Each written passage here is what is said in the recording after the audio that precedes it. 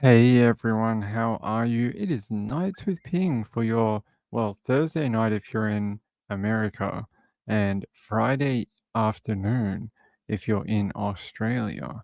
So happy whatever one aligns to you. Yes, big show tonight. Adam Montgomery, guilty. Update on Audrii Cunningham, cause of death or manner of death. Samantha Murphy update, some very interesting news out of that one. Information about the two male couple that are missing out of Sydney. There's the third person has now been identified as a cop. So we'll talk about that. And there's some updates in the last hour on that one as well. And then we have more information on Elijah, plus like three other cases that we will get to tonight. I Hate Morning says, staying subscribed to your channel is a constant battle. I Hate Morning says, I'm checking my status every time. Yes, we have had this issue in the past where people are just randomly unsubscribed. I don't know what causes it, but if it happens to you, just check your subscription status and make sure you are still subscribed to the channel. That's all I can do. YouTube won't reply to me about this. Apparently, it's a widespread thing that happens to people. Even me, I've been unsubscribed to different channels before, so. Unfortunately, it's just a YouTube thing. DJ, hey, how are you? Good to see you. Sean is here. Yep, another Maria. Laurie made it. Lynn D says, I'm on time for a change. Oh, thank you. I'm glad you are. Sherry runs late. Uh, who else is here? Who's the girl is here? Nana Lana. Marilyn Landis. Hey, Marilyn. Just trying to catch everyone. Diane Marie. Petunia also made it. Moonlight View. Penguin as well. Edget. Hey, Edget. Marjorie. Hey, Marjorie. Good to see you. All right. Let's start with the Samantha Murphy stuff, and then we'll get on to. We might go like one Australian, then one American to keep it interesting tonight. You know, the update today for Samantha Murphy is very telling, and I'm going to show it to you. And there is a press conference. I don't know if we're going to watch it though. It's not that interesting. It's just a dude standing there talking about the same things I'm about to tell you. So, here, I don't know if you can see this. There we go. It says, police say they are. Hold on, let me turn on the camera too. What am I doing? Hey guys, hey, how are you? Good to see you. It says, police say they are very doubtful missing Victorian woman Samantha Murphy is still alive as they undertake a new targeted search in the Mount Clare area, 7 kilometers from her home. Murphy, 51, was last seen leaving her home on Eureka Street, Ballarat East, at 7 a.m. on Sunday, February 4th, to go for a run. Now, in this press conference earlier today, they were saying they have a much better idea now of what happened to her.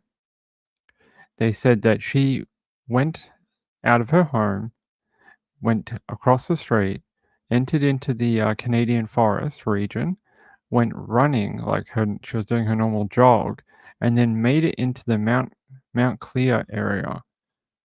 That's all they would say. They said that somehow after a certain period of time of doing her normal, jogging or running, she made it into the Mount Clear area. So I don't know what they're, hinting at, but they are saying that they suspect they're going to find something there today. They don't, and they said in the press conference they are looking for a body.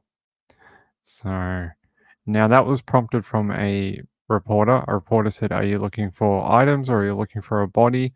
They said, "We're looking for a body and items." They didn't. I guess the reporter didn't give him the option of and an alive person, but um, they did say they are looking for a body, but today they're looking for small items. Small. They're saying the other day when they were there and they were searching in that area, they were searching for a person. But now they're searching for small items. I think they were looking for her phone and her Apple Watch. That's what they're looking for. They want to try and find it. And yes, they reckon the search will take 1 day, and they expect it to be done by tomorrow, but they're not 100% sure. They said it could go longer, it could go shorter. They're not fully committal to it. And is this the maps? Yeah, so here you can kind of see how close they are. So this is where she lived. They reckon she entered the forest here, or somewhere around here, and made it over into this area here. And this is the targeted search area around here. So quite a distance. Everyone was searching sort of around in this bit up through here. I know they did search this area at some point, but they're heading back. They're heading back. So maybe they will find more today. They said their investigation has been methodical, and they have been chasing down leads for like 2 weeks. I can tell you here, it says the new search will focus on an area which has been highlighted by intelligence-derived phone data. Yeah, so a lot of the phone data is what's driving the investigation right now. Speaking to media today, Detective Acting Superintendent Mark Hatt admitted the possibility Murphy was still alive was slim. He says, unfortunately, given the time and the fact we found no trace of her, we have severe concerns and we are very doubtful she is alive. He also indicated that police were shifting their focus to the likelihood other people were involved in Murphy's disappearance. We are keeping an open mind, but believe the most likely scenario is that her disappearance involves one or more parties. Given the extensive and detailed search that has already been undertaken, and the fact that no sign of Samantha or her personal belongings have been located, we have ruled out any type of medical incident. He asked people who may have seen vehicles in the Mount Clair area or anyone acting suspiciously on February 4th to contact police. Yeah, they want anyone who was maybe in that new area on that day that's seen people acting a little funny, the same vehicles coming and going multiple times, anything like that, or if you have video of it, to send it into investigators and they want to speak to you. However, he urged people to avoid unnecessary and unhelpful speculation. Speaking to the media, he did not confirm if police had any suspects, but did say the information investigators had received had led them down a number of avenues. He said there's no intelligence or evidence to suggest there's any risk to anybody else. So, what does that tell you? That tells you they believe it was targeted.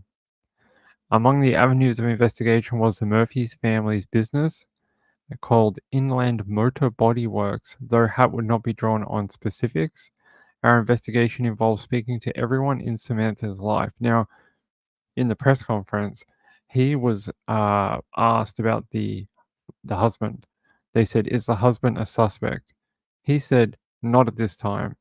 They said, "Have you like ruled him out?"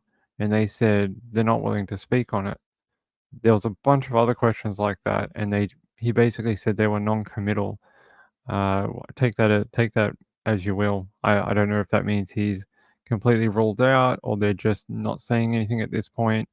They just said they have to protect their methodology. That's what he kept saying. We have to protect our case methodology. Anytime people would get a little too specific in the press conference, he'd refer back to that saying. He'd be saying, "Oh, we can't talk about that. It might undermine the methodology of, police work or something." Had said police searchers aim to complete their search of the area today. Between 20 and 40 officers will be involved. While the area has been covered in the initial search for Murphy, he said at that point police were looking for a missing woman herself. Yes, like I said before, her phone or her watch. Now they are seeking particular smaller finds, though he did not specify. I think he did actually specify. He said, I think they are still looking for that phone or watch. but they are seeking smaller things. When he sort of gave an example, he sort of went like that, like, oh, small. So I don't know what they're looking for. Earrings, maybe, or forensic kind of small. Don't know. Guess we'll find out. Investigators are also reviewing 12,000 hours of CCTV footage and following up more than 500 separate pieces of information. They did say, someone in the press conference asked, do you have any CCTV after she leaves the house? And they said no. They said, we don't have anything of her entering the forest or past that point. So they don't have anything there. And there's some more people doing that. Yes, they would like to find people with the dashcam footage between 7 a.m. and 7 p.m. on February 4th. And they said check it, make sure there's nothing in there that looks weird, but it's still, even if you don't find something, I think they still want it. Apparently, a number of items have been located during the search for Murphy. However, these have since been assessed, and at this time are not believed to be related to her disappearance. They're saying there is no evidence to suggest Murphy's disappearance is linked to any other incidents in the area at this time. What they're talking about is they're talking about the murder, S word that happened just a week after her disappearance in the same area. People were trying to connect that at the press conference. The reporters were saying, is there any bikey links? Is there anything to do with that murder S word earlier? Is there some connection here that we're not seeing? But he wouldn't be drawn on anything like that. He said it again. Can't undermine the police methodology, and yeah, they just wouldn't be drawn on it. They said they still hold significant concern for Samantha's welfare. There you go. That's the article for you. Yeah, so they did say they don't believe she's run away as well. They don't believe she's just taken off and uh, started a new life or something like that. They don't believe that to be the case. They seem to think that she was a very family orientated woman and wouldn't have left her daughter behind or her dog apparently. Hey Shad, how are you? What did Nana Lana say? Yeah, gotta protect yourselves. Hey Mamma Mia, how are you? Yeah, I think we sort of knew that after the week or so that she probably wasn't alive. Hey Sienna. Yeah, right. There's no handbag, no money, just a phone and an Apple Watch. It's not a huge payday for an assault, unless it was sexually motivated, but don't know. I can show you a little bit of the press conference. It doesn't go for very long. I think we should cut it at the questioning. Well, I guess we could watch it, but I actually have the full press conference where it has some interesting stuff before and after. The camera people were setting up, and it caught. I'll show you. It caught this detective talking with maybe his boss and a female police officer. Actually, it was interesting. There was a lot of female police officers at this press conference. I counted like 3 or 4, and there was only 2 males, and I found that interesting. It's really nice to see women uh, helping to solve big cases. I love to see it. Love to see the women, you know, getting to do their work on important police cases. It's nice to see, because normally back in the day it would have been like a boys' day. You would have seen like 4 or 5, burly, hardened cops come out. Been around the force for 25 years type guys. But they had some women here today. Let's watch this. This is the start of the press conference. Everyone, we're here today to provide an update in relation to the police investigation into the disappearance of Samantha Murphy. I can confirm that the missing persons squad are the lead in relation to this investigation, and they have been supplemented with additional specialist detectives from across Crime Command to help them through the investigation. Today, we're undertaking a search in the Mount Clear area in relation to an area of interest to our investigation. I can confirm that we have identified that Samantha did leave home on the morning of the 4th of February 2024 at just after 7 a.m. We believe she then travelled on foot into the Canadian State Forest, where she embarked on a run for a period of time and made her way to the Mount Clear area. Today, that search being undertaken in the Mount Clear area will involve staff from our missing persons squad, other investigators, and other specialist searching resources within Victoria Police. We will be looking for anything that may give us evidence as to what may have happened in that area on the day. I might throw to questions if there are any. What's led police to this area? Sorry, I didn't hear that. What's led police to this area today? So the intelligence we've received from our phone data has led police to this area in Mount Clear. Is that data something that you've only just uncovered? We've been working through our phone data since missing persons took on the investigation, which was the day after Samantha was reported missing. And how big is the area you'll be searching today? That I can't say. It's a fairly small area in the bigger scheme of things. The area that Samantha ran in on the morning, we have searched extensively, particularly in the first week of the operation, and that didn't yield anything at the time in relation to her. I can't comment on specifics in relation to our investigation, but what I can say, we're looking into absolutely everything and every possible scenario. Are you able to say how you're certain she did run in that area? As in, have you seen her running on more CCTV that's not been released to the public? Has someone seen her? How do you know that? So the CCTV we do have is her leaving her home address, as I mentioned during the last interview. As far as her movements in the bush, we don't have any CCTV relating to that.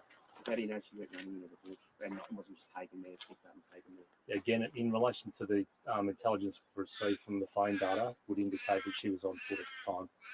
How many people will be searching on the ground today? Because How many people will be searching on the ground? we've got approximately 20 to 30 people searching today. But again, I just want to clarify that any intelligence leading us to conduct further searches will be undertaken on a regular basis.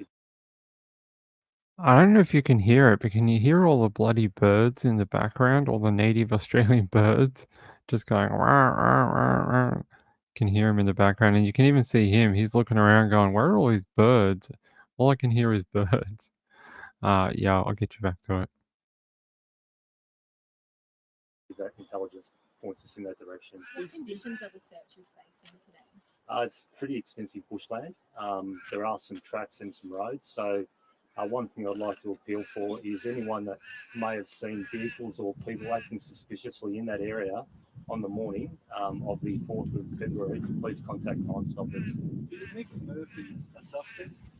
We have a number of people that we are speaking to, and I can say that the family have been absolutely fantastic in cooperating with police. Is he a suspect? At this stage, he is not.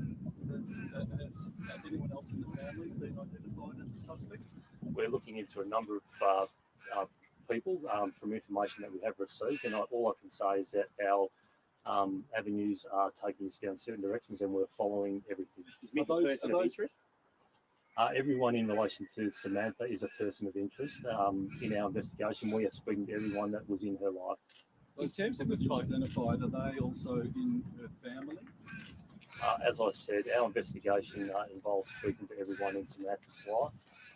So that would include family, friends, and work colleagues, and everyone. Do you have anyone that you would class as a suspect? At this stage, I can't comment on specifics of our investigation. And again, we are looking into absolutely everything we possibly can to find out what happened to Samantha. The police have said that one or more parties are likely to be involved in her disappearance. What leads you to that rationale? So part of our missing persons investigations is eliminating what may or may not have happened. So on the particular day, we have ruled out that she suffered any sort of medical episode, and we have no information to suggest that she left the area of her own accord. So we then start looking at other possible scenarios which may have led her to be missing. Was anybody home when she left for that run? Yes, there were people home. Is the person or persons of interest involved in this likely to be all from the same area as you? That we don't know. I mean, we're looking into absolutely everything, and our investigation's ongoing, and I can't comment on specific details as to what we're looking at. The people that were home, did they leave shortly after she left as well, or were they home for the rest of the day? It's a difficult question. There's a lot of movements to and from the house during the day. And again, we're very, very confident that we have tracked all those movements and we are following up on everything. You can hear the reporters. They have a very specific line of inquiry that they're trying to push on, and it's they're trying to push if it's a family member. You can hear it. They're like, oh, what about the people in the house? And did they leave? And oh, what about the business and the husband? And it's very they pushed on that quite a lot. And then they ask, has the home been searched? And they say, well, the fellow on the screen says, yes. He says it's been partially searched. So whatever that means. Not sure what that means. But hey, Vicky. Hey, good to see you. I think that probably means they probably just had a look around to see that she wasn't there. They probably went in to make sure she wasn't hiding in an attic or something. That has happened before in missing persons investigations. So that's probably what they mean. Yeah, I'll stop it there because I don't know. It's hard to hear the reporters and their questions. But what I will do, I will leave the link to the ABC News press conference in the chat. And if you want to watch the full thing later on, you can. Hey, Reby. Hey, due to the storms and the heat last night, I didn't end up going to Officeworks, but I'm going this afternoon. So we should have a new poster up here tomorrow for the next show. Thanks to Reby. It'll be really nice. Today has been bonkers, not just for Australian true crime. I think for crime cases across America, Australia, there's heaps. There's cases that we haven't even spoken about on this channel that had updates, big updates today. It's been a bit bonkers all morning actually.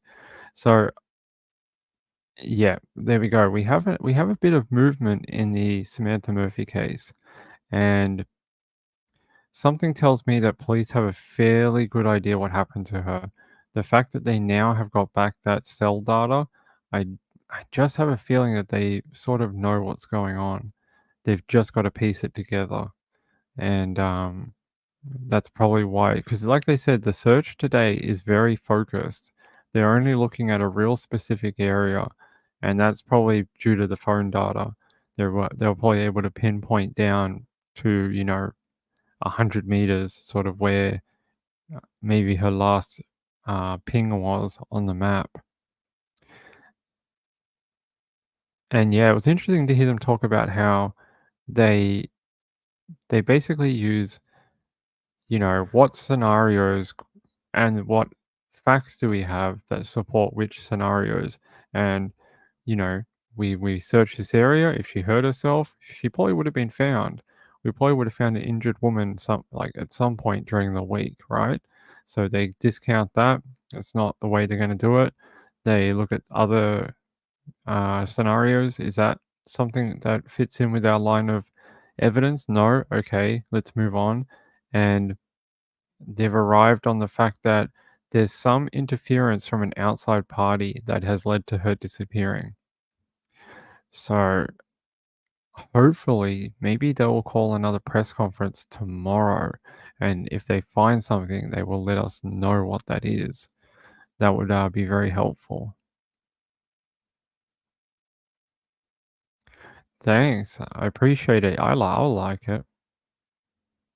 Thanks, Melissa. Hey, good to see you, by the way. Hey, Red Like Wine.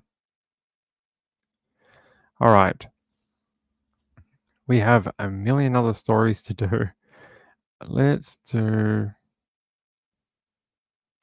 you want to do Audrii? Should we do a bit of an update on her? It's hard reading her case. I read the updates today from the newspapers about her, and it's so awful. It really is. And where is it?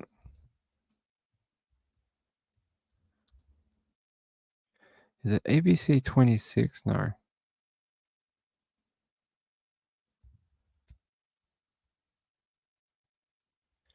Just want to get a better article for you. I had one lined up, but I didn't have enough information in it. Here.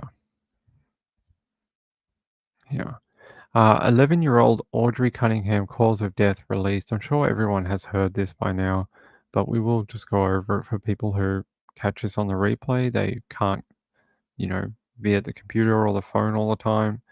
It says the Harris County Medical Examiner's Office has released 11-year-old Audrii Cunningham's cause of death. The examiner ruled that Audrei's primary cause of death was due to homicidal violence with blunt head trauma. It says Don Stephen McDougal, 42, was charged with capital murder according to court records. McDougal has been denied a bond. The Livingston girl was at the center of an Amber Alert and had been missing for 6 days. Records show that when the child's body was recovered in the Trinity River, law enforcement found a large rock tied to her body using a rope, like investigators saw in McDougal's Suburban on a traffic stop 2 days prior to her death. Investigators said McDougal, who is a convicted felon, lied about his whereabouts on the day Audrey disappeared last week. Lyons said they were able to locate Audrei's body with substantial amounts of evidence provided by witness cell phone video, several points of interest provided by the person of interest, and surveillance videos. He said investigators also used evidence collected from cell phone analysis and information they received from McDougal. And yeah, when you hear that, tied down by a rock with rope, apparently, I don't want to speculate on it, but there was a couple of headlines I saw that said they found her floating in the river, attached to that rock.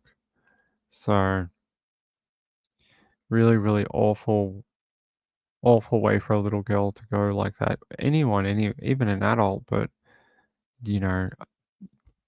when you think of these little kids, they've only been on this earth for a few years, never had a chance to grow up. Now, there was an article out earlier today. Where is it? Is it this one?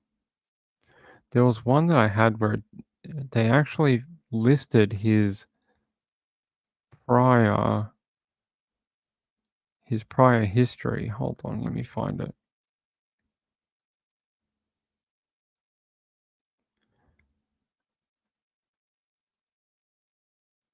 Here. KHOU11 had it. They said this is like look how far back it goes. Look it, as Gray would say. In 2001, convicted of possession of marijuana in Liberty County. 2003, possession of marijuana again in Harris County. In 2003, was convicted of possession of a dangerous drug in Liberty County. In 2005, he was convicted in Baytown for evading arrest or detention. In 2006, he was convicted of possession of a controlled substance and theft. In 2006, he was convicted of assault on a public servant. In 2008, he was convicted of enticing a child with intent out of Brazoria County. We read about that one. I think that's the one that everyone knows. Then in 2009, convicted of unauthorized use of a vehicle in Harris County. In 2010, was convicted of aggravated assault with a deadly weapon. In 2014, he was convicted of theft and reckless driving by HCSO. In 2019, he pleaded guilty to aggravated assault in Liberty County. And in 2023, he was convicted of resisting arrest. So he has a very extensive history with law, with a jail, police, being charged with stuff. There's another one here. It says, according to court documents, McDougal stabbed a man in the back last August. McDougal and a woman the victim knew. Hey, why did it do that to me? It says, yep, and a woman the victim knew came to his house to ask for help and claimed his car battery was dead. The victim was jumping the car when McDougal stabbed him from behind. What? Why? After Audrey went missing, the victim recognized McDougal as his alleged attacker and contacted Polk County Sheriff's Office. They charged McDougal and locked him up in jail while the search for Audrey continued. Wow, that's really critical. They got him and were able to hold him because someone recognized him from TV as the person that hurt him. That's that allowed them to keep him in jail during the search. What a sliding doors type moment. I mean, it's a bad thing. The guy was hurt and traumatized, but at least he was able to do his small part to help.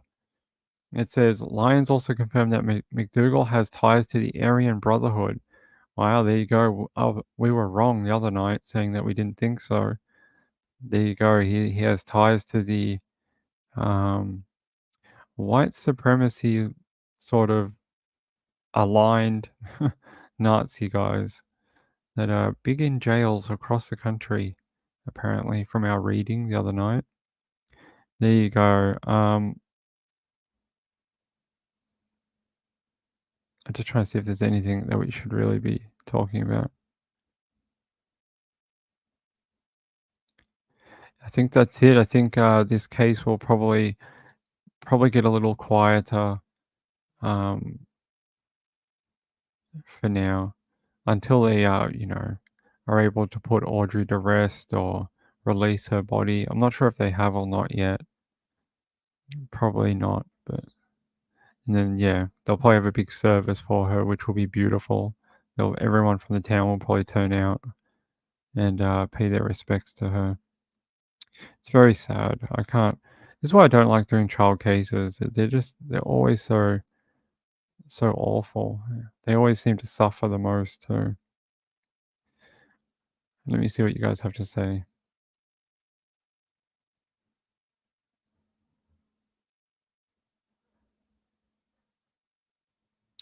Why couldn't Gray see that? I don't know why Gray could. Oh, you mean Grandma? I don't know.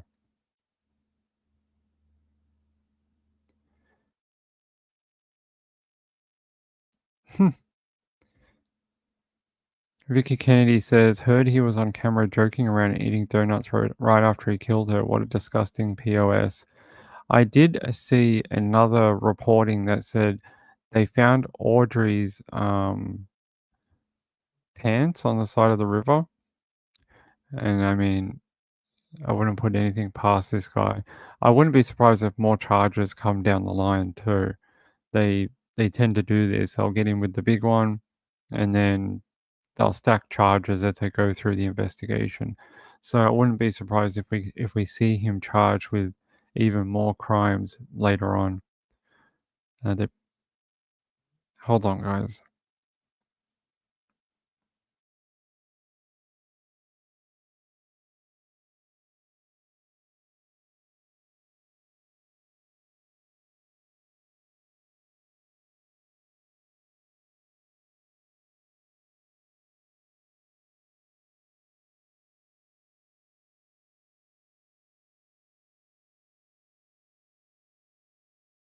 Sorry about that. My cats keep tearing the blinds open. It's so annoying. Let's see. Yes. Yeah, it's a horrible story. It should, I don't know. I don't even think you can say it should be a warning to everyone because I think, well, I guess it happens. So you can't say most people wouldn't do what happened here, but I don't know. There's got to be greater ways of identifying predators. It's the only way we can protect the children, right? And I'm not one of these people that's like, we've got to protect the children. Why won't somebody think of the children?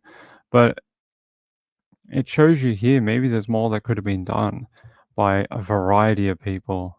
A whole bunch of people could have done more to make sure Audrey was safe. And I don't know, letting a convicted, child molester live in your backyard is probably not on the list of most people's things. But you also got to be able to get that information. So, got to make it more publicly available and drill it through people's heads that when you got kids, you got to make sure. Hold on, who's messaging me? I feel like I'm Trisha now. Who's messaging me during the show? Oh, it was Roy. Thanks, Roy. I appreciate it. Yes, okay. I don't want to dwell too much because I feel like at this point, it's like almost like we're I don't know. I almost feel like we're being mean to Audrii's like image or spirit or whatever word you want to use by constantly rehashing over and over and over again the same information.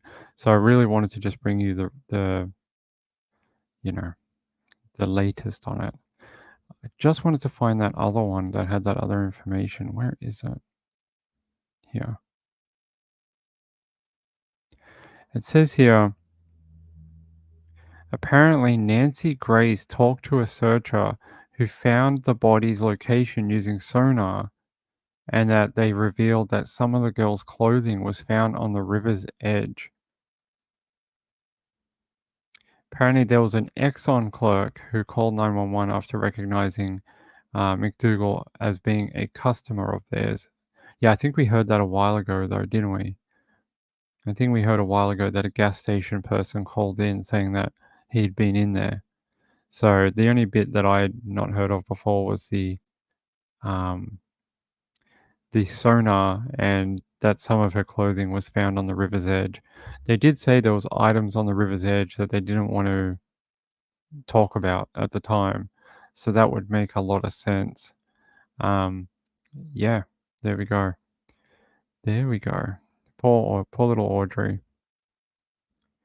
I heard there was a vigil for her. Someone did like a vigil. How beautiful. Oh no.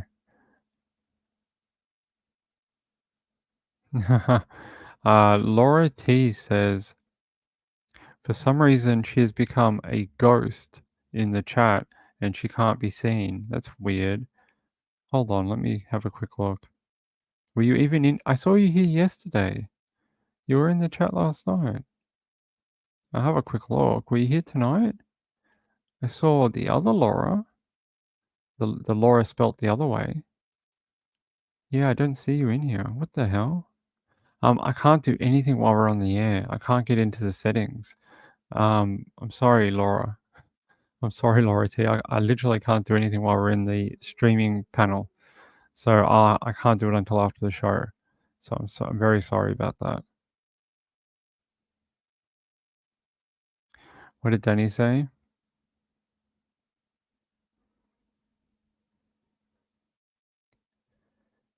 Don't know what he said. What did he say? He said he was late again. Okay. All right. Yes, I agree. I just feel like we're tarnishing her by constantly, like, we know the information now and I've been able to give it to you, so has other creators.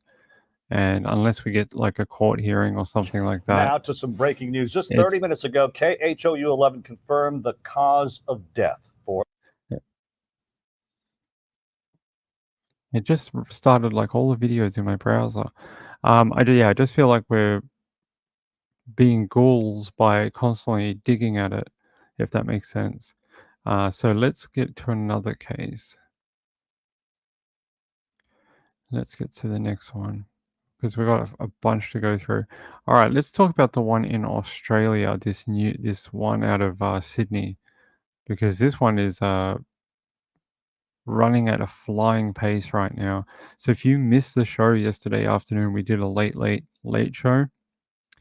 This happened yesterday, or sort of it developed yesterday. It says police officer Beau Lamarre arrested as search for TV star Jesse Baird and boyfriend Luke Davies continues. So if you missed the show yesterday, these two men, Jesse and Luke, who are a couple, they are missing. They don't know where they are. The way this was discovered, a workman at a bowls club went into the skip or a dumpster and found items covered in blood They called the police. The police were able to figure out who it belonged to and went to one of their houses in Paddington. When they got there and got into the property, they found the place soaked in blood.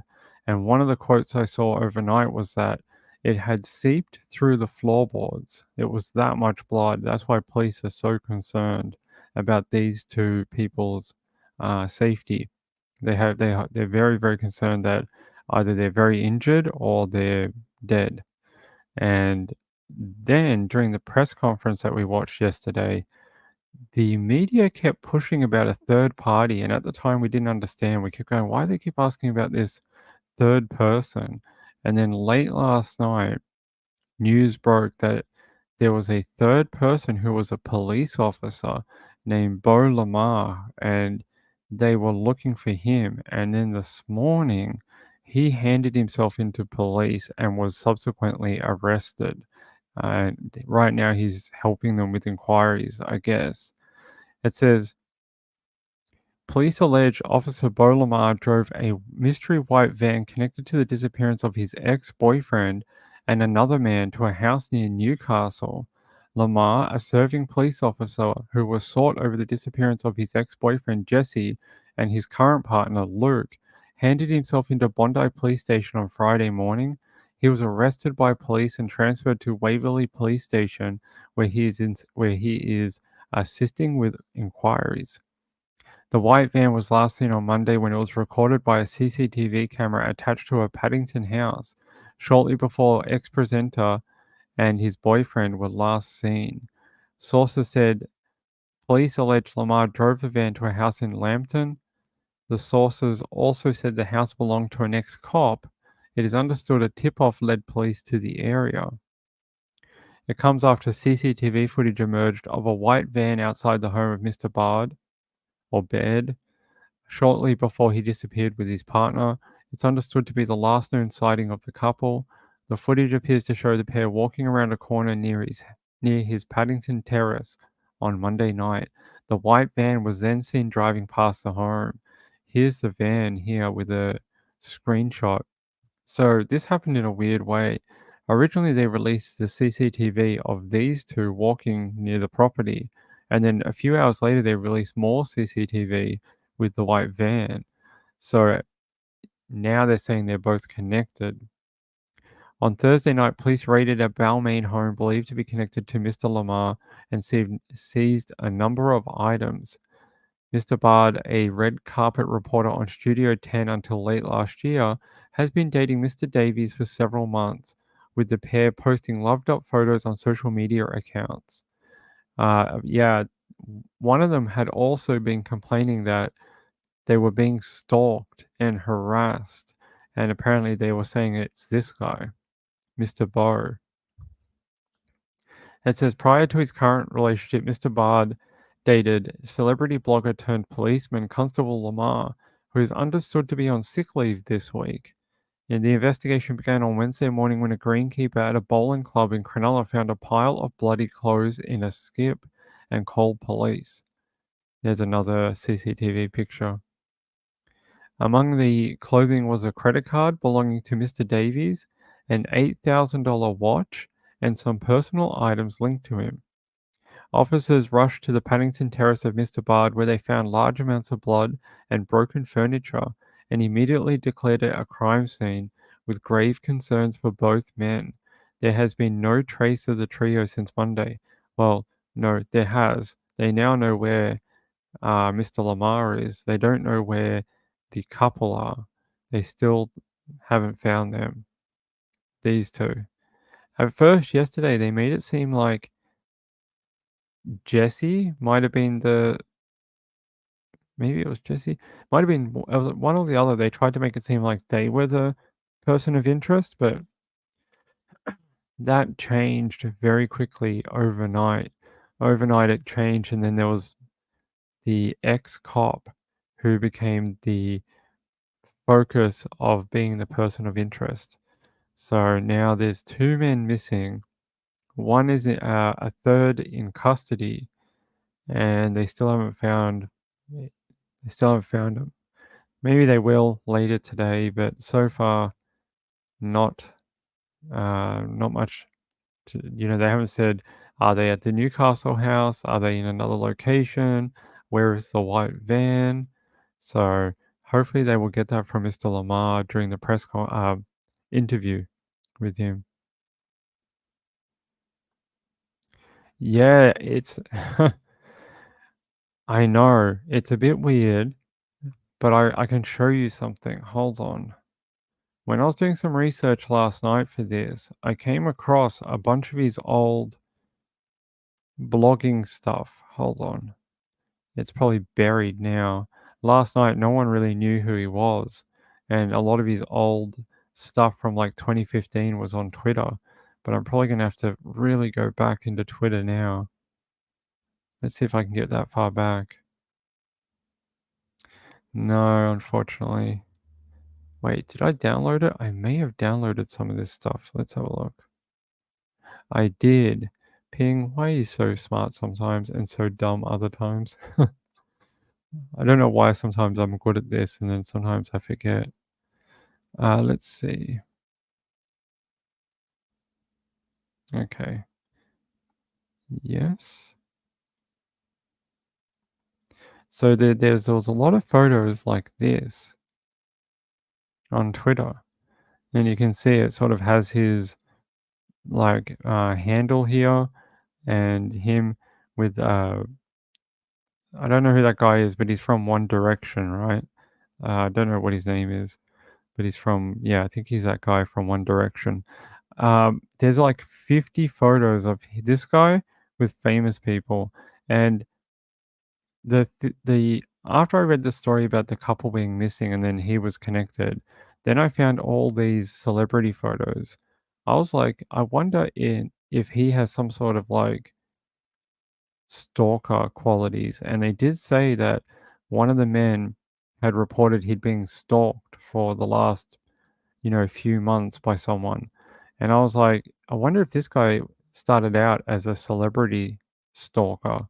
You know those people who chase celebrities and they like get into their homes and because he had some real sort of oh, that's our friend JDR.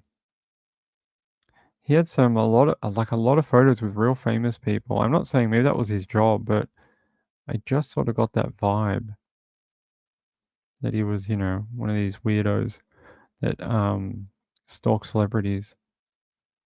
I'm trying to find there was one that came across as a bit strange. I'm trying to see if I can find it. Yeah. Here's one with I don't know what that guy's name is either, but he's from Twilight.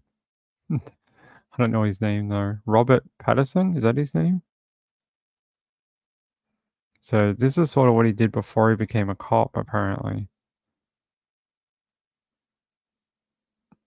There you go. There's another one. That's Lautner, right? His name is Lautner. He was also from Twilight. Maybe he had a thing about Twilight. There's that's the other one. So yeah, he sort of did this like celebrity type thing for a while. And I don't know who this is, but there's another one. I'm not sure who that is.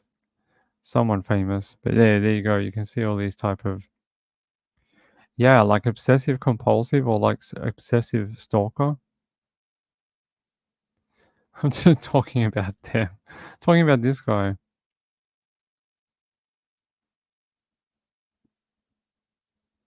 Right, that's the vibe I got. Like these celebrities are like, who the hell is this guy? He also had ones with like Kim Kardashian and just like other people, Selena Gomez and people like that. Yeah, hi Gizmo. Good to see you. Smartest chat ever, yes. Hey Cheetah No More. Good to see you and your husband. Hope you're both doing well. Is that who it is? Harry Styles? No idea. Yeah, I knew he's from One Direction, but I didn't know his name. Yeah, Harry Styles. Okay. Is he the one that all the girls liked? Can't remember. Yeah, we have a few Aussies, a few. Yeah, it will be interesting to see how this winds up. Hey, Summer Thunder, good to see you. I hope they're alive somewhere, maybe just injured. Photoshop? Do you think so? I don't know. They look sort of real. Laura G says, like the guy who killed his lover and then Gianni Versace. Yeah. Carol Clark says, easier access with a police uniform on. At the time these were taken, he was not a police officer. He was a celebrity blogger. Like that Paris... It's not Paris Hilton, is it? That guy from the US that does, celebrity news and blogging. Andrew Kanana? I don't know who that is. Yeah, I'm not a celebrity person. Sorry. Perez, yeah. Sorry, I'm not a big celebrity person. I barely know the people in the things I like. I'm not a big... Never watch like E! Entertainment or, things like that. Alright, there we go. It seems like all those... Actually, that's really interesting. Those photos were available last night, and it looks like they're gone now. I wonder if they scrubbed his account from Twitter. Let me just have a quick look.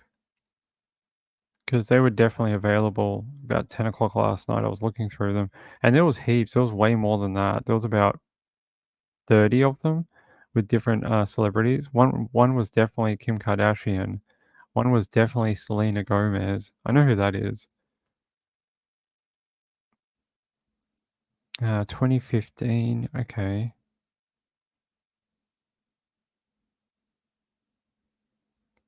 It seems like a lot of them are gone. Which anything that came from his account is not there anymore.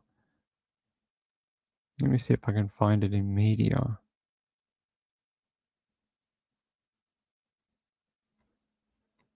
Nope. Alright, I don't know why that's playing up. Oh, here we go. Nope, not in media either. Yeah, it looks like maybe they scrubbed it. It looks like already a bunch of his stuff from the early years is gone. Because he was, a lot of people were retweeting it, and, the fan clubs online, like, people who like Selena Gomez, and they have Twitter accounts called, like, Selena Stan and things like that. They were all retweeting his photos. I can only show you this one. This is the only one that's left up.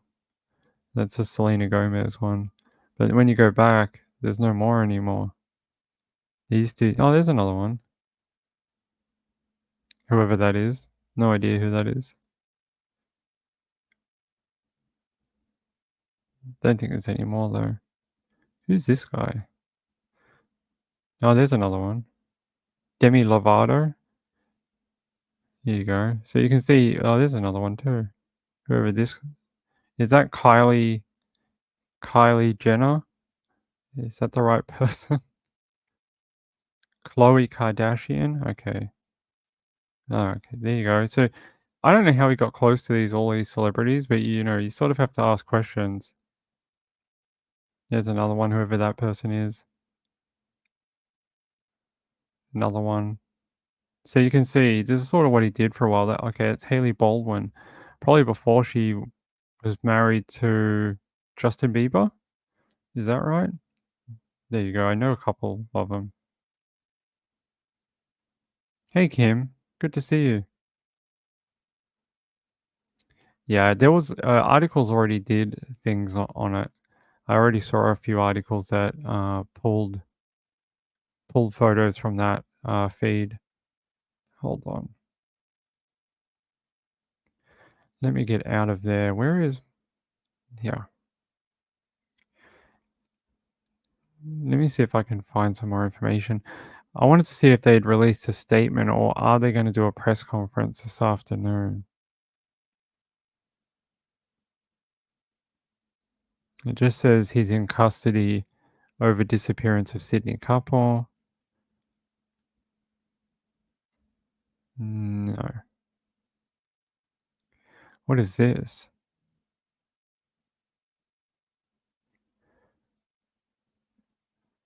It says Lamar's phone had been switched off, but his WhatsApp showed messages were last seen at 9:55 a.m. on Friday. So it looks like he was still checking his phone just before he walked into the police station at 10:30 a.m. this morning. Police raided the Balmain home connected with Lamarre Condon's family home late on Thursday, where they seized a number of items. There's a couple more photos of Jesse and Luke. And there he is again with Jessica Hart. I had to check that. Oh, look who it is. It's Taylor Swift. She's in Australia right now, doing her tour.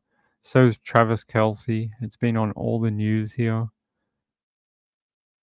There's more Kardashians. That's Courtney, and I know who that is. That's the dude from Blink-182, Travis Barker. Do you remember? I don't know if people remember. Do people remember in like 20 years ago, this fella here had a show on E or MTV, and it was when he was married to his first wife, and it was called Meet the Barkers. It was the worst show ever. It was terrible. There you go. There's Manhunt for Celeb Chasing Cop. So yeah, he did all this. There's hundreds of photos of him with Lady Gaga and just all sorts of. So I sort of got that stalker vibe from him. That's all I was trying to demonstrate. Gizmo says I'm more familiar with celebrities from the 80s. I'm not familiar with any of them.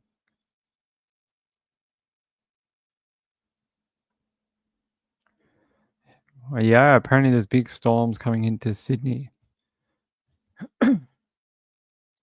Laurie says, I love that show. Oh, you liked that one when it was on back in the day? Shannon Moakley. That was his first wife, right? All right, let's move on.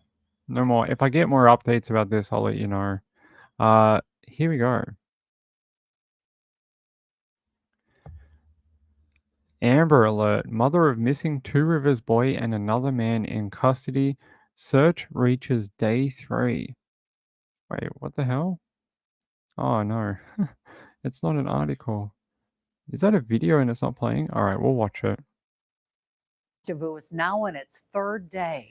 3-year-old from Two Rivers was seen on Tuesday morning. Authorities issued an Amber Alert later that afternoon. Now, here's his photo.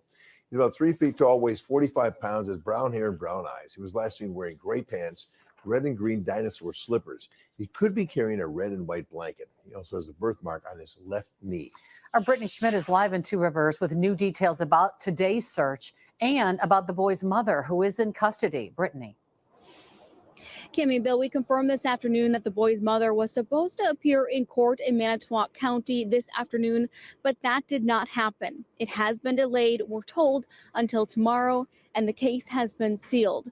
But before it was sealed, we did learn Katrina Bauer has been in police custody since yesterday morning around 4 a.m. A clerk tells us she is facing a possible charge of party to a crime of child neglect. She is set to appear tomorrow with a man facing a referred charge of child neglect. His name is Jesse Vang, and court documents connect him to the area the boy went missing. Vang has been in police custody since Tuesday, the day state officials issued the Amber Alert. It remains active. Two Rivers Police have not given us any new details about the investigation, but the community continues to rally around the missing little boy and search for him. I think it's awesome that a small community will come together for this cause.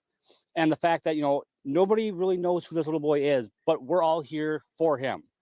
And, people can fight about whatever they want to, but this is all about Elijah and finding him and justice for him. It means something good. It means that other people got the message and that other people are willing to strap their boots on and go search. Two Rivers Police remains lead on the investigation. They tell us that any new information will be posted on social media, on their Facebook page. In the meantime, we do know that the FBI is assisting local and state authorities with resources.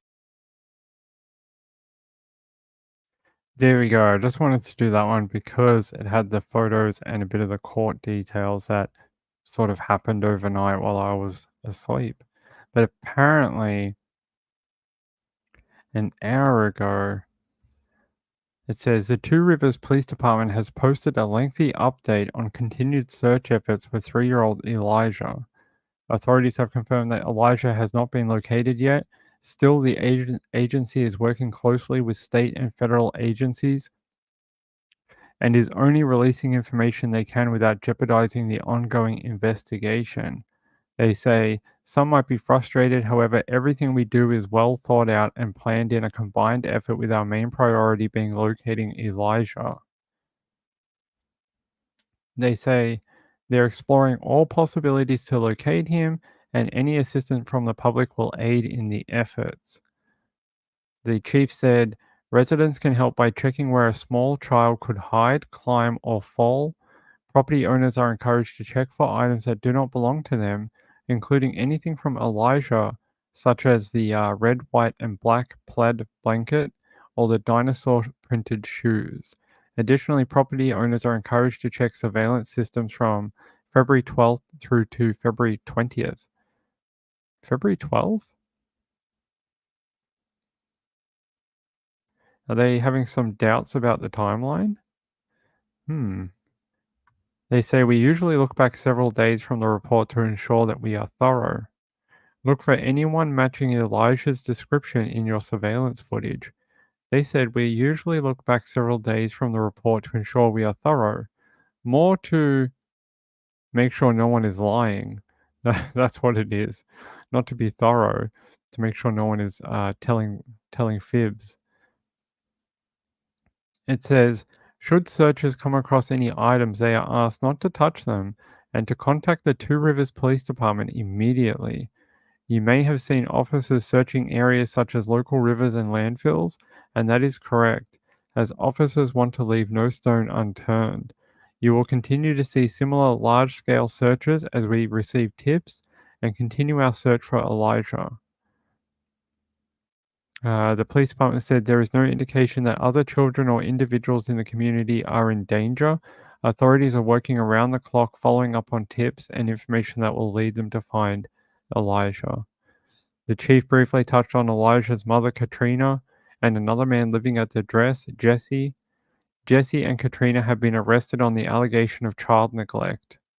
Both Vang and Beau will have bail hearings at 12:45 p.m. on Friday at the Manitowoc County Courthouse. Due to victims' rights, we cannot release any information on these charges. They also said the case had been sealed, and that's probably because it's a juvenile. A lot of the juvenile cases end up getting sealed by the court. It could be because it's also an active investigation trying to find Elijah as well. So they seal it not to let evidence get out into the public domain. Officials say they'll continue to update on the search for 3-year-old Elijah as they can. Factual and up-to-date information will only come from the Two Rivers Police Department via media release, Facebook page, or press conference. They said, thanks to everyone who has assisted in the search for Elijah and continues to search for him, as that it remains our top priority. Thank you to the Two Rivers community and our local businesses for your cooperation and continued support. There you go. I don't know what else, but let's see. Is this anything on him? No, that's more about the mom. So they said they were supposed to be in court today, but it got delayed until tomorrow. And let's see what this one says.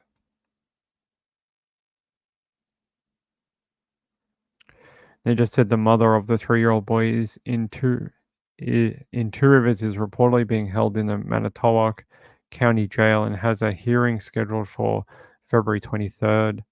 3-year-old Elijah has been missing since February 20 and was reportedly last seen by a caregiver at 8 a.m. on Tuesday. They're saying they're still searching for him.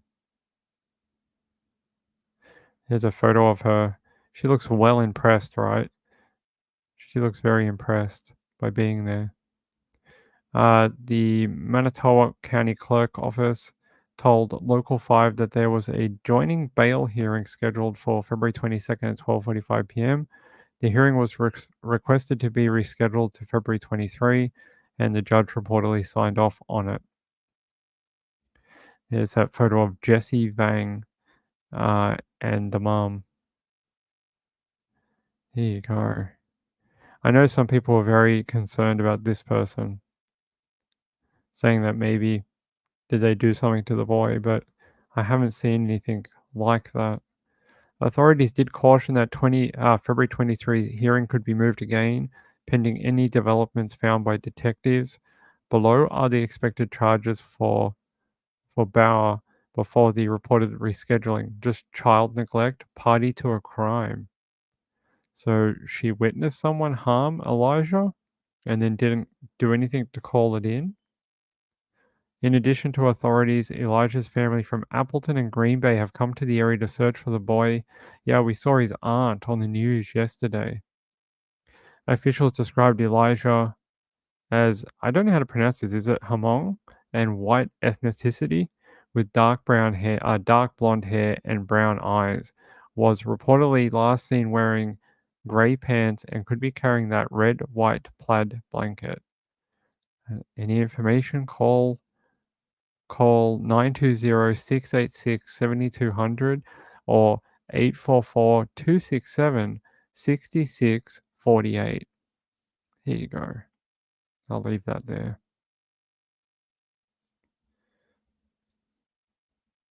We seem to be seeing a lot of children who are failed by the adults around them, the system, everything. It's really horrible. Far too many child cases.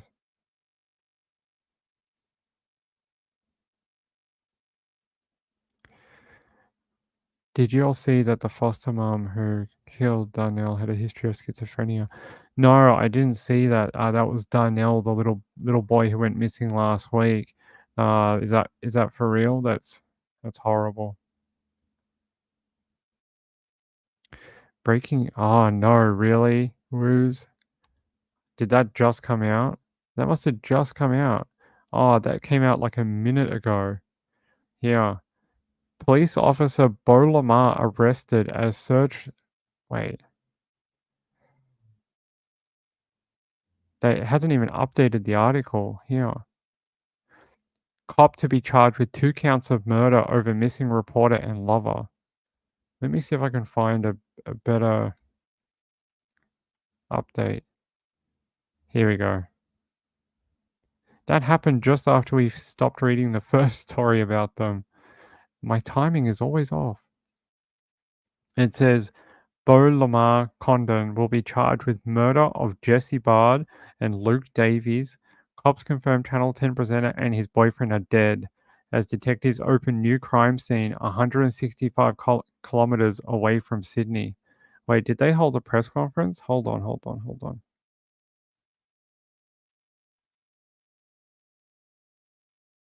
Give me a second, guys. Well, it's obviously, and this is. Now, Jesse. A New South Wales police officer is in custody amid an investigation into the disappearance of 2 men from Sydney's east. Yesterday, detectives expressed grave fears for the safety of Luke Davies and his partner Jesse Baird after blood was found in Mr Baird's Paddington home. Reporter Jamie McKinnell has more. Well, Detective Superintendent Danny Doherty, Commander Homicide Squad, State Crime Command. This morning, just after 10:30 a.m, police arrested a 28-year-old man in relation to the suspicious disappearance of 2 men from Paddington, 26-year-old Jesse Baird and 29-year-old Luke Davies. He was arrested at Bondi, taken to Waverley Police Station, placed in custody. The update is, at this stage, charges have been submitted. for 2 counts of murder. He will be formally refused bail by police and expected to face court at some stage, whether it be today or tomorrow. Just to recap, police become aware in relation to, or notified on Wednesday morning in relation to a number of suspicious items were found in a skip bin in Cronulla. That's been previously reported. As a result of that find, raised suspicion, police attended Brown Street in Paddington, where a crime scene was established. A number of examinations were found and made. As a result of those examinations, local police also engaged homicide squad, who took carriage of Strikeforce Ash Fordby, and we treated this suspicious disappearance as a suspected homicide at that time. Through the evidence that's been located to date, both the items in the skip bin that had blood on them and certain identification of other items, and through the examination of the crime scene at Paddington, where a large amount of blood was located. Police also located a projectile at the premises which had been discharged, and also a fired cartridge case. This has now been ballistically matched to a New South Wales Police firearm, and Woos, is this not it on the screen right now? ABC News. Forms part of the evidence and the alleged facts that have faced court for this 28-year-old man. As a result of those inquiries, there's been a number of other crime scenes at Waterloo and Balmain. What we do know in relation to some other information that's come to hand, that was a white van that I think has been reported by witnesses, both being seen at Paddington and also in the Cronulla area. We are still appealing in relation to that white van. That has been located in Grace Point today, and that has been seized and will be forensically examined. What else? The actual police firearm has also been seized, and there's further ballistic examinations. How stupid to use your police firearm to murder 2 people. Like, who does that? This guy, apparently. Let me see if I can find more information. I don't want to keep going with the press conference. That guy is very hard to listen to. I'd rather just read what he said out to you. Let me find it. Yeah, it says Beau Lamarre Condon will be charged with murder of Jesse and Luke Davies. Cops confirm Channel 10 presenter and his boyfriend are dead as detectives open new crime scene. That must be up in Newcastle. Is that where that second location was? Up north? Police will allege he shot the pair with his police gun and disposed of the bodies in a white Toyota van, which was located in Grays Point in Sydney's south on Friday. Police located a projectile at the premises which had been discharged, also a fire cartridge case. This has now been physically matched to a New South Wales Police firearm and forms part of the evidence for the alleged facts to face court for this 28-year-old man. Police revealed they held grave concerns for the couple's safety after a significant amount of blood was discovered in Bard's Paddington townhouse on Friday morning as cops frantically searched for Lamarre and his rented white Toyota Hiace van. He handed himself in at Bondi Police Station at 10:30 a.m. A street in Lambton, Newcastle, 165 kilometres away from Paddington crime scene, was sealed off by police on Friday after a white van was spotted in Corula Road near Lambton Pool, which matched the description of the one being hunted. Lamarre Condon will be formally refused bail by police and is expected to face court on Friday or Saturday. There's a photo of him. So he's murdered these 2 men in cold blood with a police firearm. What on earth? For real. So their bodies were probably inside this truck, unfortunately. Inside this white van at this time. A local said there's cops everywhere walking the streets, door knocking, got the road closed past the school, past the pool.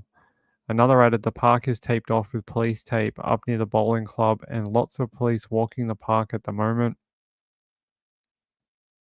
It says Lamarre Condon is suspected to have driven the van to a home in the Newcastle suburb where it was spotted at 10 p.m. last night before it had vanished again by 2 a.m.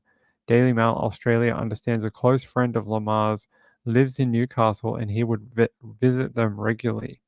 No wrongdoing or involvement is suggested of this woman. The major new developments came after Daily Mail revealed Lamarre Condon's phone had shown signs of life shortly before his arrest. He had gone to ground in the wake of the manhunt being launched for the missing couple, with police unable to locate him after he was revealed to be Mr. Baird's ex-boyfriend. Prior to joining New South Wales Police, he was a celebrity blogger who was notorious for taking selfies with stars like Taylor Swift and Lady Gaga. He joined the police service in 2019 but hit headlines again when he was caught on camera tasering a man in the face during an arrest. Really? So he tasered a dude in the face. That's great. An investigation later cleared him of any wrongdoing. His arrest on Friday morning followed a police raid on Lamarre Condon's family home in Balmain late last night. At the property in Balmain in Sydney's inner west, relatives on Friday admitted they were stressed but declined to comment further. There you go. They turned that around real fast. Under 24 hours, they were able to find the original items, link it back to the properties, then figure out there was a third person involved, find out like it was probably him, get the CCTV, and then get him to come in to the station and surrender. Wow, that was really fast. Marlene says he clearly didn't think through the murder, though. I'm glad he didn't, so they could solve it quickly. You reckon it was like a heat of the moment thing? Or do you think it was like a stalker where they went over the edge? I'm not sure, but given his background, maybe. Yeah, cops who tarnish the badge don't tend to do very well in prison because the prison population don't like them because they're a cop, and the police who are running the prison don't like him because he tarnished the police's name. So he won't have very many friends in prison at all. Siana says maybe setting up an insanity plea by using his police firearm, just a guess. So now I had a very nice person talk to me about the insanity plea, and they walked me through how it's used and how it's justified.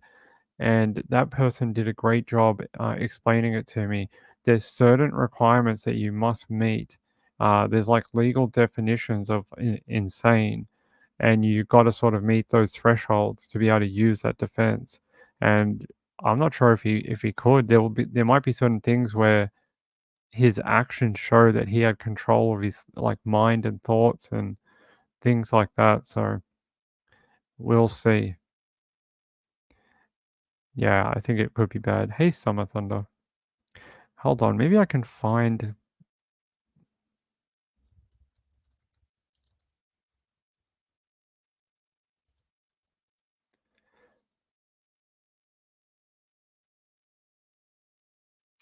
So there's a criteria that you have to meet, and it's tends to be like a litmus test that they use. I gotta find it. I did a whole video on this and I never released it. Legal definitions of insanity or mental disorder are varied and include the M. Norton rule. And the M. Norton rule is one of the one that they use, or the Durham rule. So you get a few. There's a few. There's the ALI rule as well, the American Legal Institute model of penal code rule. but there's a few there's a few that get used. The one I see a lot is this one. This one often gets used quite a lot in different cases. UK criminal law. It establishes a standard in UK criminal law. So, and versions of it have been adopted in some US states. So I don't know the full thing about the ins and outs of it, but I do know a little bit. So it's the presumption of sanity and the burden of proof. Sanity is reputable presumption, and the burden of proof is on the party denying it. The standard of proof is on the balance of probabilities. That is to say that mental incapacity is more likely than not. If this burden is successfully discharged, the party relying upon it is entitled to succeed. In Lorne Denning's judgment, there's a whole thing about it. And then it's disease of the mind. When a particular condition amounts to a disease of the mind within the rules, is not a medical but legal question to be decided in accordance with the ordinary rules of interpretation. It seems that any disease which produces a malfunctioning of the mind is a disease of the mind and need not be a disease of the brain itself. The term has been held to cover numerous conditions. Yeah. Nature and quality of the act, knowledge that the act was wrong. So that's one of the big ones I know that a lot of people like to quote. I don't think it matters in all the cases though. Yeah, I'll have to release that video. I think you guys would find it interesting. Hey, Woo, see you later. Good luck with your appointment. Do you? Is that how you get out of paying your taxes? You're just like, I'm insane. The taxes don't apply to me. I'm actually a multi-dimensional being, and I pay taxes in a different plane of existence. So therefore, I'm not legally bound to pay taxes in this plane of existence. Is that how you do it? Let me know.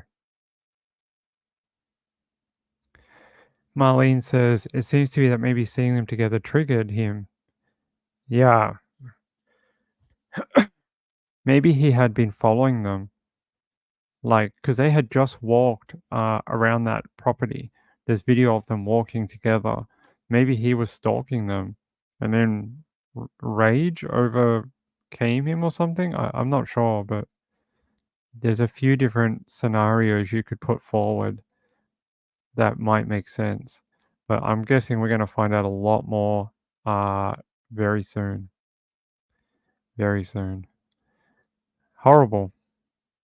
Two young men just, trying to be good people and work and have a life and, have a relationship with each other, wind up dead because of some psycho.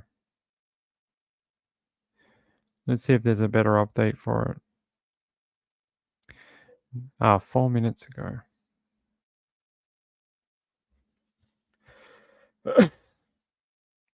They said they will allege the constable who handed himself into Bondi Police Station on Friday morning used his police Glock to kill the pair.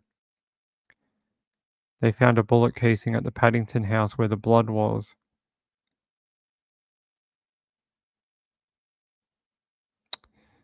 Damn.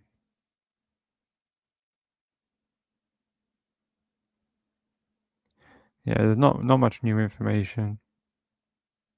If more comes out after the press conference, I will update you. But we've still got like 2 other stories to do. So that was a very interesting breaking news, and I was sort of expecting a press conference while we're on, but we do have another story to do. Hold on. It's Melissa Mooney. Do you remember this one? We have to talk about this. Grief, the family of a mom. It says, Minnesota man charged in gruesome murder of LA model makes first court appearance. Oh, apparently there's a water rescue in LA right now near downtown LA. Someone's fallen into what looks like a dam or a river. That's very precarious where they are. Don't know if you guys can see that in the corner. Up here. Oh, how did he get down there? Jeez. That's a bad place to be. Hope they rescue him. It says a Minnesota man accused in the gruesome torture and murder of 31-year-old Los Angeles model Melissa Mooney made his first court appearance Thursday and pled not guilty. Magnus Daniel Humphrey, 41, was extradited to LA to face charges stemming from the killing. He pleaded not guilty to murder and torture in the downtown courtroom, according to the LA County District Attorney's Office. Mooney was beaten, bound, and found stuffed inside the refrigerator at her downtown LA apartment in the 200 block of South Figueroa Street. The grim discovery was made September 12th when police arrived at the apartment following a request for a welfare check from family. Mooney suffered blunt force trauma. Her wrists and ankles were bound behind her back with electrical cords and clothing. A gag made from clothing was stuffed in her mouth, and other items were covering her head. Blood was pooling under the refrigerator. Mooney's aunt says, "We are very pleased that an arrest has been made. We're so full of very many different emotions. We are very grateful and thankful that he was caught. Please continue to pray for our family. We just want justice for my niece." Investigators have not disclosed a possible motive or what led them to Humphrey. The district attorney's statement said Humphrey had been staying at Mooney's apartment, but did not say what their relationship was. Miss Mooney opened her home to this individual with trust, but was repaid with torture and murder. The heinous disregard for Miss Mooney's life will not go unpunished. Justice is being sought, and he will be held accountable. That was the LA County District Attorney George Gasson in a statement. Mooney's family said they don't know Humphrey, have no information on whether he knew Melissa. Humphrey was held without bail and ordered to appear for a preliminary hearing on March 7th. Humphrey, who was on probation for narcotics offenses and has a lengthy criminal record, was arrested at his home in Minnesota on an unrelated federal warrant. The LAPD said Wednesday when the agency first announced his arrest. The Mooney family is asking for privacy and prayers. She was an amazing, beautiful princess, and we miss her very much. That was Mooney's sister, and she was telling reporters that she loved her family. That's the final quote. She loved her family. Yeah, do you remember when that happened and they found her, and then they found another model in another part of LA, and for half a day, people thought they might be linked together, but it ended up being they were both just separate cases. Melissa Mooney had been murdered. I think the other woman died a different way. I can't remember how the other one died, but it wasn't linked. Didn't end up being linked together. LA is dangerous. It is. Cheated No More, you're going? See ya. Bye-bye. Goodbye to you and Mr. Cheated No More. Have a fun night. A lover's triangle. It could end up being that. It could be. Let's have a bit of a break for a second. We've read so many stories. Oh, thank you. Let me read out a couple of donations because some people have been very kind. My friend Vicky K, thank you very much. She didn't leave a message, but you don't need to. I know that you know you love the show and the channel. Thank you very much, Vicky. Marlene, hey Marlene. We got so many Marlenes, but I love it. We have more than one. Oh, Marlene says, "I'm so glad that you started your own channel, Ping. I've been a fan of yours a long time." Thank you very much. It's very kind of you to say. It's comments like that and people like you who leave those comments who, get me through the down days. Being on YouTube is not easy, and it's frustrating, and it's a very up and down experience. So when people write nice things like that, I really do appreciate it. And the other one is from Heather. Oh, hey Heather, thank you so much. Heather says, "Shouting you a coffee for a great show." Thank you. I will. I might need one after this one. It's a long show tonight. Thank you very much. I do appreciate it. All of you, all three of you. Thank you. Yeah, we covered it a little bit about 15 minutes ago. Oh, thank you, Marlene. We're gonna have to come up with like a distinguishing thing between. I guess the other Marlene is Marlene Clausen, and you can just be Marlene. Well gone mad. I mean, look at the stories that we've talked about tonight. We've talked about a woman who went missing in a fairly safe town in Ballarat in Victoria, Australia. Hasn't been seen in 3 weeks. We talked about a little boy on an Amber Alert that's missing. Haven't seen him. They can't find him, but his mum and the other man are arrested. We talked about a young gay couple who have been murdered by an ex-boyfriend with a police gun. And then we talked about a model who was murdered by someone she was trying to help out in LA, and he ended up torturing her and putting her in her own fridge and then killing her. I mean, it has been a wide range of stories. And then we spoke about Audrii and her death and what a waste of young life. You know, someone who hadn't even experienced much of the world yet. How are the staff, Mr. Muffin and Rory? They're doing great. I think they're enjoying today because it's not as hot. Yesterday was like 104 Fahrenheit, and they were not enjoying it. Even though the aircon was on, they didn't like it. And today they're enjoying a cooler day, and they're off curled up in balls and sleeping somewhere. Luckily, not annoying dad on the computer. They just love to come in here and they like to hop up on the desk and knock stuff over and I did see that 2 people died in an arson fire in Queensland. Yeah. 2 people killed in suspicious Melbourne factory fire. It says 2 people have been killed. Bodies have been found after a factory. 2 people killed following a suspicious fire in Melbourne's west this morning. Emergency services were called to a mechanical warehouse on Burnett Street in Sunshine North just after 4 a.m. The fire had engulfed a warehouse before spreading to a second factory. She confirmed 2 people were killed in the second factory and had not yet been identified.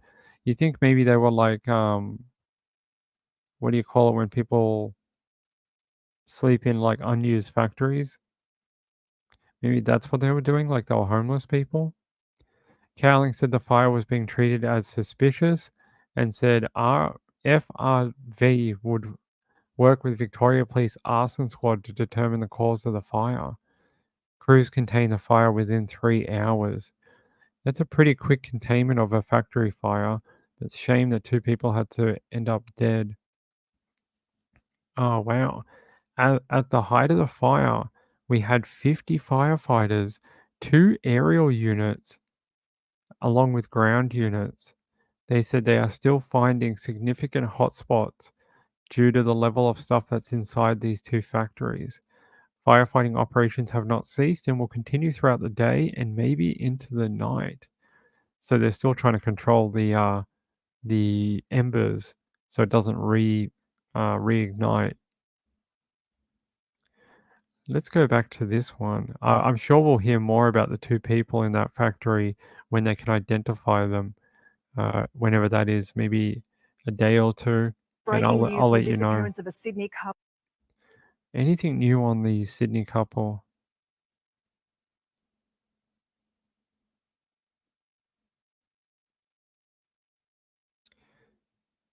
Yeah, no, nothing really. Just that they're now working across the crime scene in Newcastle, 136 kilometers away from the original crime scene. I can't believe he just left their bodies in a white van. It just shows you the disrespect for them as humans, right? He killed them. It's hot as well. Hot in Sydney right now. Let me see. What's the temperature in Sydney? It's 35 degrees. So like 96 degrees Fahrenheit. And he left 2 bodies in a van for like 12 hours. They will be, unfortunately, not in a great state. And to do that to someone is like ultimate disrespect of their remains. It really is. Thanks, Summer. I appreciate it. Hey, Teresa. I found you on the main Oh, did you? Cool. Hey, how are you? I was on the main YouTube page. That's pretty cool. Audrii's funeral is tomorrow. Thank you for letting me know. I appreciate it. We will cover it. Just I won't show it live or anything, but I'll show the people going into the wherever it is, paying their respects. But I won't cover it live. I think that's very disrespectful.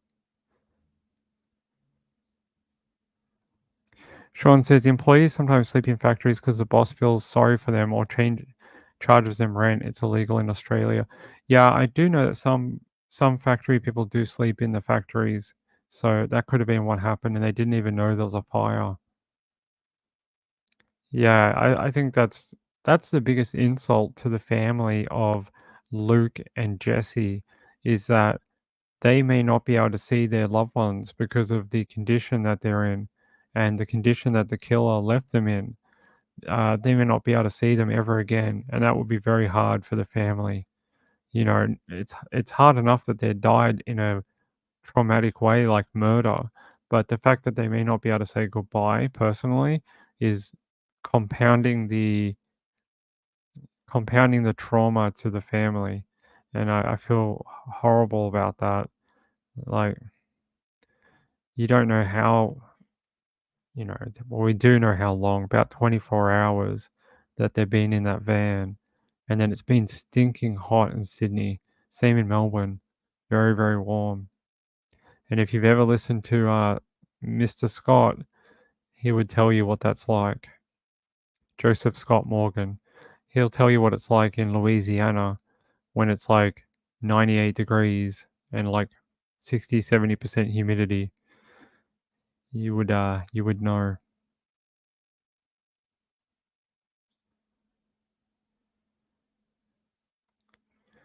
That's okay.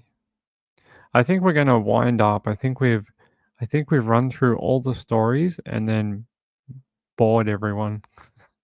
Everyone's had enough of me talking for the rest of the night. I mean, we've been on almost an hour and 35 minutes, 37 minutes. So we've been on a while. I don't think there'll be a late show tonight. I don't think that's something we're going to do today. Because Trisha's not on tonight. So, yeah, I think we're going to wind up. I think I'm going to try have a bit of an earlier night and get my voice is almost better. Still a little crackly here and there, and I still have to cough a little bit, but it's not as bad as it was a couple of days ago. A couple of days ago it was really bad, and I barely could do the show. So, yeah, it was a jam-packed show. I can't believe almost an hour and 40 minutes just went like that. We covered so many stories in an hour and a half. We covered so many. Yeah, say hey, Catatonic. Good to see you, my friend. Yeah, I promise you, now that we know what happened to Luke and Jesse, there'll be a lot of updates with that tomorrow. There'll be a lot of updates tomorrow, possibly about Samantha Murphy too. And I hope we find out what happened to Elijah.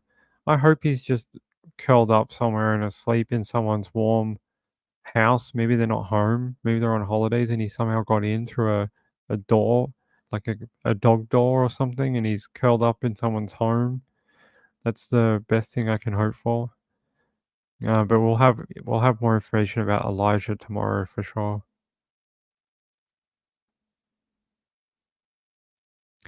You are welcome, Heather. You are welcome. You're not boring either, all right? Yeah, it's good to see everyone. We're going to wrap up. It's late for everyone on the East Coast.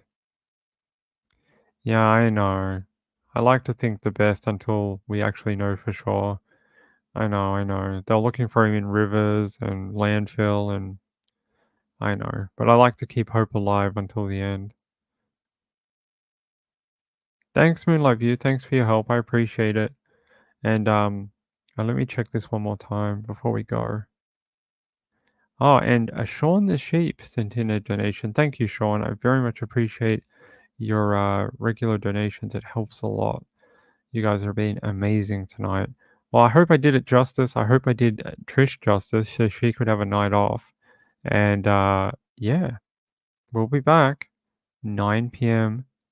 Eastern tomorrow night for a Friday night show. It'll be Friday night. We'll have a great show. This weekend is our start of Cold Justice. We're going to be doing a watch party for Cold Justice. Hold on, let me look that up.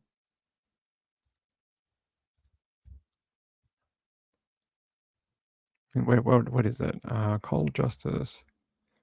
What time is it? Here we go. Get ready for the gripping return of Cold Justice, Season 7, titled Beloved Veteran, set to air 8 p.m. Saturday, February 24th, 2024 on Oxygen. The episode promises to be a riveting start to the new season. 8 p.m. on Saturday. We won't do a show at 9 p.m. We're going to be on at 8. If you have Oxygen, we're going to watch it and I'm going to look up the case details. We're going to talk about it and we're going to see if they can solve the case. So if that's something interesting to you, it's going to be a little different to the way we normally do the show. But I thought we'd have this little watch party. So I think it'll be fun. If you don't have Oxygen, I think you'll still be able to play along because I'll be looking up the case and talking about it while the show's airing. So we'll see how it goes. If it's crap, we won't do it for episode 2. I'll just come on at 9 o'clock after the show airs. But we'll see. Trisha. All right. That's it, everyone. Love you all. Have a great rest to your Thursday night. I'm going to enjoy my Friday afternoon. Thanks, Summer Thunder. And I'll see you all later. Bye, Beth. See you later. All right, let's get out of here. I've got to go have lunch. See you later. Good night, people. Good night.